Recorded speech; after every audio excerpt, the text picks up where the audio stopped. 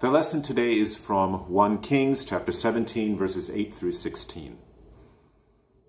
Then the word of the Lord came to him, saying, Go now to Zarephath, which belongs to Sidon, and live there, for I have commanded a widow there to feed you.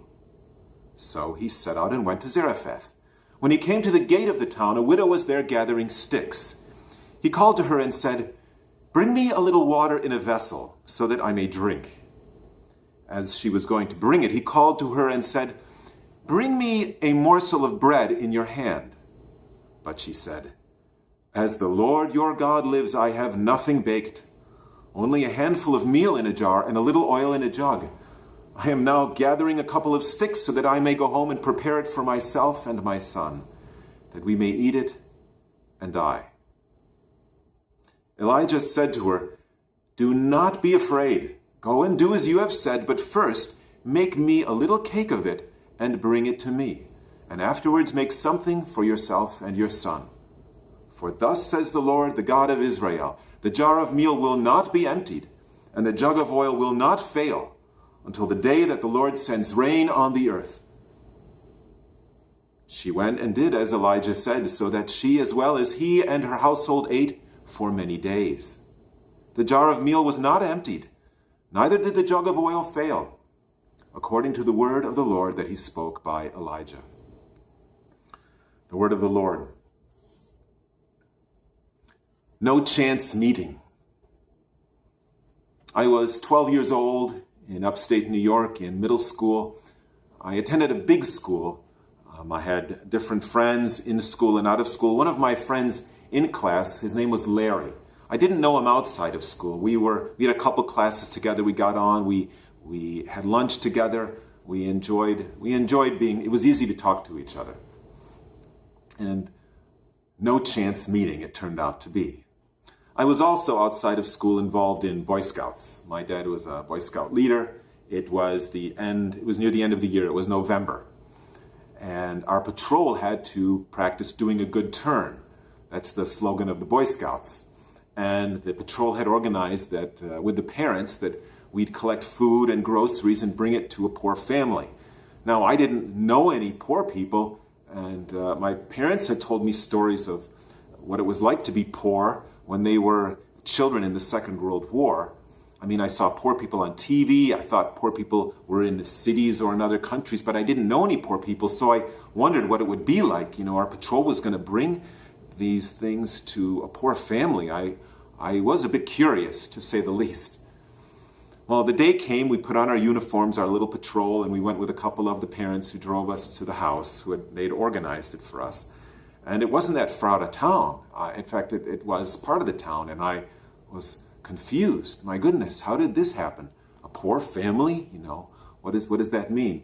We drove up the driveway and we followed the parents outside of the cars and up to the front door. And the adults, the mom and dad, greeted us very warmly and brought us in. And I was, looking everywhere. I'm with a poor family. And the house was, in need of some repair. I could even tell then it wasn't like my house. It wasn't quite as tidy and neat. But then in came the kids into the kitchen where we had gathered. And there was Larry, my friend from school. I was stunned. I didn't know what to say. Both of us were just quiet. The family graciously thanked us for the groceries and the clothes. They gave us juice and cookies. And we, in the 10 minutes that we were there, with the adults exchanging pleasantries, I was just frozen. And I didn't know how to engage or what to do. The next day at school, as eventually we would see each other coming down the hallway, we passed. And we didn't say hello as we usually did. I felt terrible. I don't know how the relationship ended. Who did it, him or me? I felt badly. I had perhaps embarrassed him by going to his house, a family that was in need of charity. I knew something about Larry that other kids didn't. I can't say exactly what he felt because we never spoke about it. and avoiding each other was perhaps a way of pretending that it never happened. Have you ever avoided someone as a way of trying to make the past disappear? The poor know they are poor, and I assume that Larry was ashamed. I was confused and ashamed also to know that there were poor people in my town that needed help, and I didn't even know it, and that my friend was poor, and I didn't know how to engage him anymore. This was no chance meeting. God used this experience for my own growth. I had to face reality, even as a boy, and it affected my thoughts for many years as I tried to learn more about people who were poor and how to help them out of poverty. This changed me. It was not a chance meeting. Just like the Old Testament reading today, it was no chance meeting. Today's Old Testament lesson is a touching story about kindness shared between a couple of strangers living on the margins. Let me give you a little backstory, a little context to give you the real power behind this story. Elijah, a very famous Old Testament prophet. I'd love to talk at length about Elijah in Bible studies because there's great power to the witness he has brought to the traditions of the people of Israel. But in this particular story, what's important to know is that he's a fugitive on the run. King Ahab is out to kill the prophet Elijah because of his fearless words of judgment against the king's idolatry and his corruption. This widow is a native of a neighboring kingdom called Phoenicia. She's a Gentile.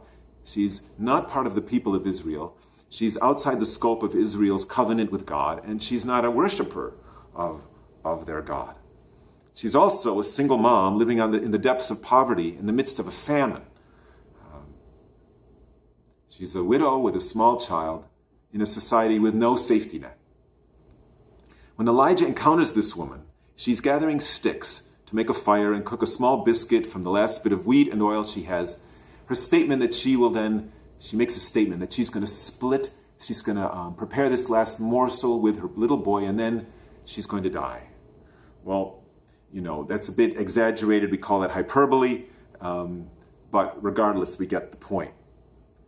I've worked a lot with poor people, and exaggeration is not that uncommon. But the point is to drive it home that she's on the edge. And in that culture, famines were not uncommon, and people did die of starvation. Shockingly, Elijah asks her to make him a biscuit from what little she has left. That is a mighty big ask, wouldn't you say? In the first place, Elijah is a stranger to her. He's a foreigner, and actually he's a criminal. Why would she want to help him? What does she owe Elijah? Helping him might get her in trouble with the authorities. Why would she want to get involved with an illegal alien who's got a price on his head by King Ahab? But most importantly, she doesn't have enough. What little this woman has apparently can't even sustain her and her boy. You've heard the phrase, charity begins at home. After all, could anyone blame her for denying aid to a perfect stranger in order to save the life of her own son? Well, this story takes a turn that we would not expect.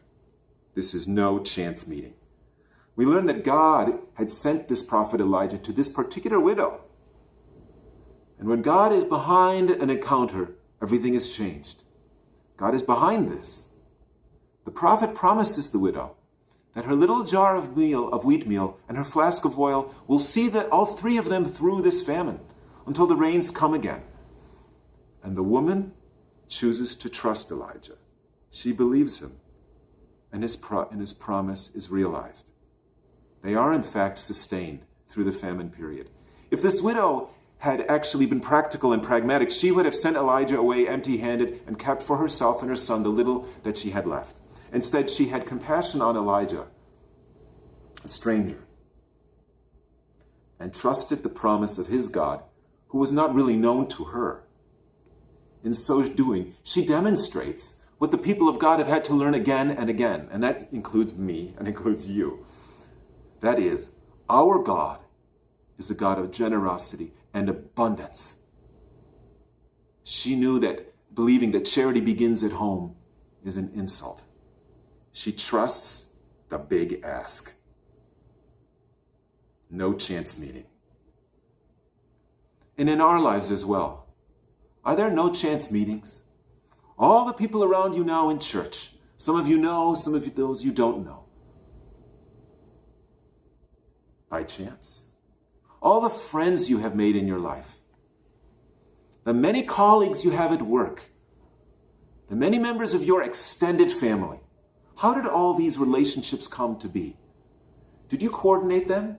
Did you create them? Did you initiate all of them? Of course not. Most of them came and you did not have a hand in developing or bringing these people into your life. Are they by accident? These relationships are not random.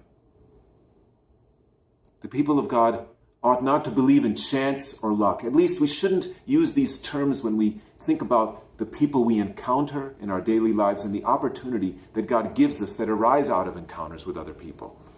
We believe that God is behind some of these encounters with other people, particularly people who we didn't expect, people who are not quite like us. That's where something special often comes, when we meet and engage with someone who we thought was different from us. But yes, yet we miss many of these encounters that God is initiating.